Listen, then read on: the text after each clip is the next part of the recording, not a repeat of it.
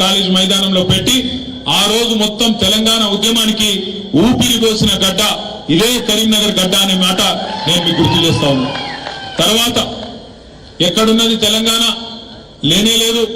రాజశేఖర్ రెడ్డి గారి ప్రభుత్వం వచ్చిన తర్వాత ఆయన సంక్షేమ బాటలో తెలంగాణ వాదం కొట్టుకపోయింది అని చెప్పి ఆనాటి అప్పటి పిసిసి అధ్యక్షుడు పిచ్చి ప్రేలాపనలు చేస్తే దానికి స్పందిస్తూ కేసీఆర్ గారు తన కరీంనగర్ పార్లమెంట్ సభ్యత్వానికి రాజీనామా చేసి మీ దగ్గరికి వస్తే మీ బిడ్డను 2 లక్షల ఓట్లతో గెలిపించి మొత్తం దేశానికి కరీంనగర్ దమ్మేందో తెలంగాణ దమ్మేందో చూపెట్టిన గడ్డ కరీంనగర్. అదే విధంగా సందర్భం ఏదైనా, పరీక్ష ఏదైనా, అన్యాయం ఎప్పుడు జరిగినా, ఎలాంటి అణిచివేత జరిగినా, ఎలాంటి వివక్ష మన పట్ల ఉన్నా ప్రతి సందర్భంలో తిరుగుబాటు జెండాను ఎగురవేసి అగ్రభాగాన నిలబడ్డ గడ్డ, పోరాటాల పురిటి గడ్డ కరీంనగర్. కాబట్టి ఇక్కడికి వచ్చి నేను మీకు ఎక్కువ తక్కువ చెప్తే తాతకు దగ్గులు నేర్పినట్టు అవుతుంది. ఎక్కువ చెప్ప కానీ కొన్ని విషయాలు మాత్రం మనం గుర్తు చేసుకోవాలి. ఇవాళ నిండి 25వ సంవత్సరంలో ఉద్యమ పార్టీగా పుట్టి 10 ఏళ్లు అధికార పార్టీగా తెలంగాణ ప్రజల తలరాతను మార్చి గత 15-16 నెలలుగా ప్రతిపక్ష పార్టీగా కూడా, ప్రతిపక్షం అంటే ఎట్లుండాలనో అధికార పార్టీకి ముచ్చెమటలు పట్టిస్తున్న పార్టీగా తప్పకుండా కొన్ని విషయాలు గుర్తు చేసుకోవాలి. మన పార్టీ నిజంగా ఒక ప్రత్యేకమైన పార్టీ. ఎందుకంటారా? ఈ దేశంలో ఎన్నో రాజకీయ పార్టీలు పుట్టినాయి, ఎన్నో మాయమైపోయినాయి. కానీ మన పార్టీ పుట్టుకనే ప్రత్యేకం. మన పార్టీ పుట్టింది ఒకే ఒక్క లక్ష్యంతో.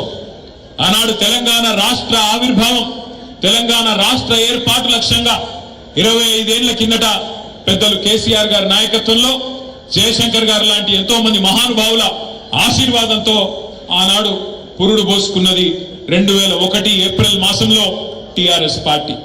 ఒకే ఒక్క లక్ష్యం.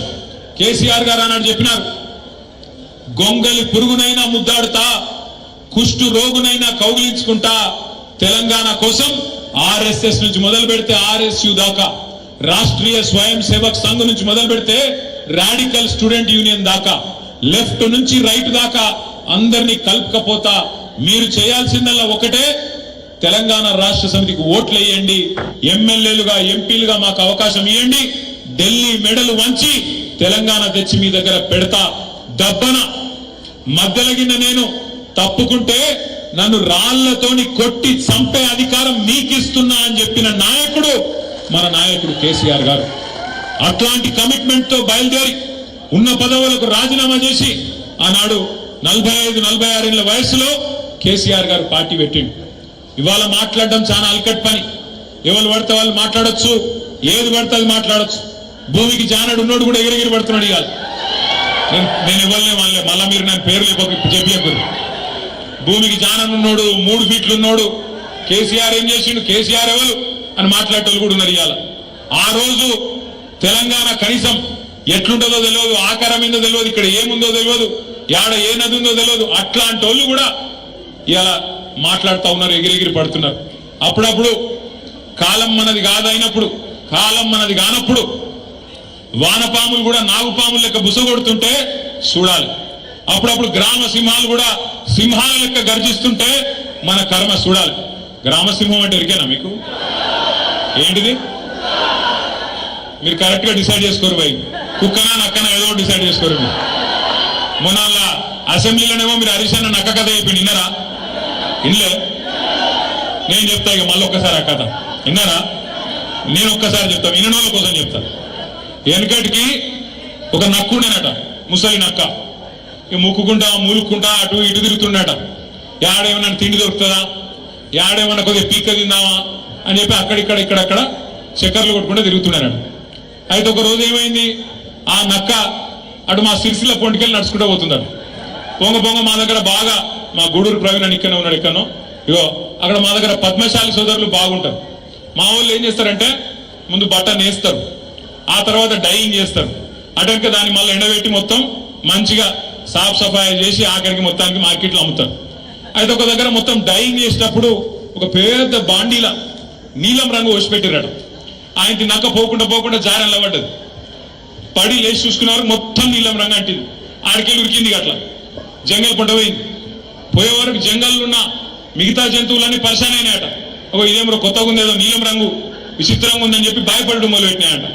నక్క కూడా అబ్బాయి ఇదేదో మంచిగున్నదని చెప్పి నక్క కూడా చెప్పిందట వాడికి, నన్ను దేవుడు పంపిండు, పైకెళ్ళి పంపిండు, ప్రత్యేకంగా పంపిండు, అందుకే నేను ఇట్లున్నా, మీకు ఏం కావాలంటే అది నేను చేస్తా, మీరు అందరు కూడా రేపటి నుంచి నా నాయకత్వాన్ని ఆమోదించండి, నన్ను రాజును చేయండి అన్నారట.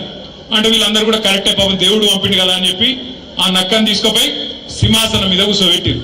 ఇక నక్క సంవత్సరం అయిపోయింది, 15 నెలలు అయిపోయింది, రోజు మొరుగుడు మొరుగుడు ఒర్రుడు ఒర్రుడు రోజు ఒకటే. ఆఖరికి 15 నెలలు అయినాక ఒకరోజు వానకాలం వచ్చింది. ఆ నక్క టైం బాగలేక బయటికి పోయింది, ఆయన వాన షురు అయింది, రాళ్ళ వాన కొట్టింది. సంపుడు చంపే వరకు రాళ్ళ వాన ఏమైతుంది, వానలో రంగంతా పోయింది. రంగంతా పోయి ఆయన నక్క చూసుకోలేదు, తిరిగి మళ్ళీ వాపస్ వచ్చింది. అందరు చూసిరు, రంగు పోయింది, నక్క నిజ రూపం బయటపడ్డది. ఇక తర్వాత ఏమైతుంది, ఈపు చింతపండు అయింది. తర్వాత ఉరికిచ్చి ఉరికిచ్చి ఉరికిచ్చి ఉరికిచ్చి ఊరవతలకి చంపారు. నేను ఎవరి గురించి చెప్తున్నామని అర్థమైందా? నేను ఒకరి గురించి చెప్పాలి, ఇద్దరి గురించి చెప్పిన. కాంగ్రెస్ బీజేపీ రెండు దొందే. వీళ్ళేదో మంచోళ్ళు, ఆలేదో లంగలు కాదు, ఇద్దరు లంగలే. మోడీ గారు ఏం చెప్పిన 2014లో, భాइयों बहनों आप सभी लोग मित्रों आप सभी लोग मुझे वोट दो, मैं जन धन खाता खुलवाऊंगा, आप सबको 15 लाख धन डाल दूंगा.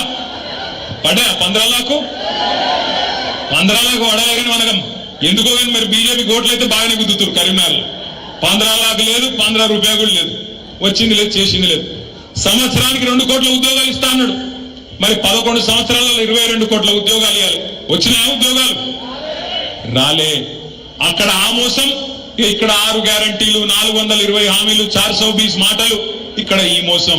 అందుకే నేను చెప్పిన నక్క కథ ఒక కాంగ్రెస్ గురించో రేవంత్ రెడ్డి గురించో కాదు, ఇద్దరి గురించి.